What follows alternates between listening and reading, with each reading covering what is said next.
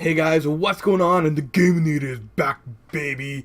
So guys, last week we lost somebody near and dear to me, I guess. Robin Williams influenced me a lot as a kid, and I wanted to explore something similar in video games, permanent death in video games. You know, Robin Williams was somebody who was an avid lover of video games, and I thought, how do games use this mechanic to influence the story or influence the player?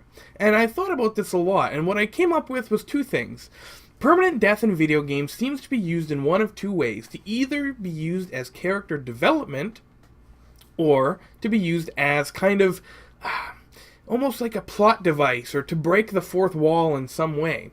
And I'll explain what I mean by that. But as character development goes, I mean, some characters die. Like in, I believe it was Gears of War, wasn't it, like Dom, who was looking for his wife? His wife was dead, and that kind of influenced him to make some decisions later in the game.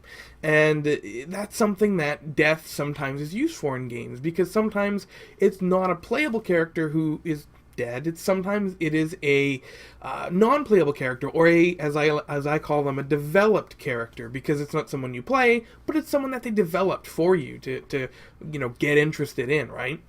The other way it's used, and the way that I think it's used best, is as a plot device, it almost breaks the fourth wall. And that's what I love about those kind of stories, is because it hits you so hard and it's so memorable. The one death scene everybody remembers, if you're my age, is Final Fantasy VII and Aerith, or Aerith, however you want to call it, her death scene. Because everybody remembers that, because it was not really used as character motivation, but it was used as a plot device. It got the player more pissed off at the main villain.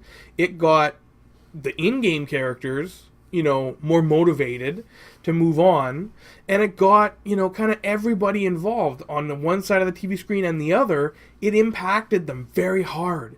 And I think that's something that sticks with a lot of people, and I think it's something that more games should explore, is that kind of permanent death which breaks the fourth wall. And that's something I wanted to ask you guys today, guys. It is the question of the week.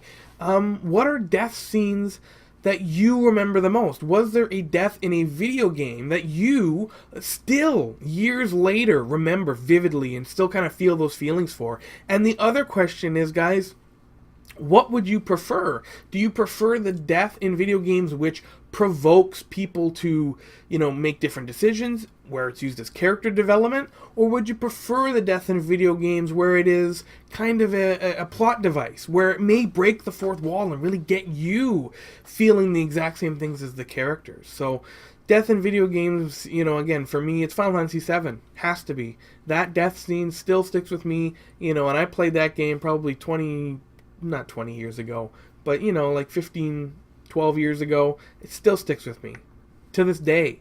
So, let me know. I want to know in the comments. If you like the video, guys, please hit that like button. If you want to subscribe, we have videos every day of the week, sometimes 2 videos per day. So subscribe. There's lots of content coming out. And don't forget, guys, to get to the next video now.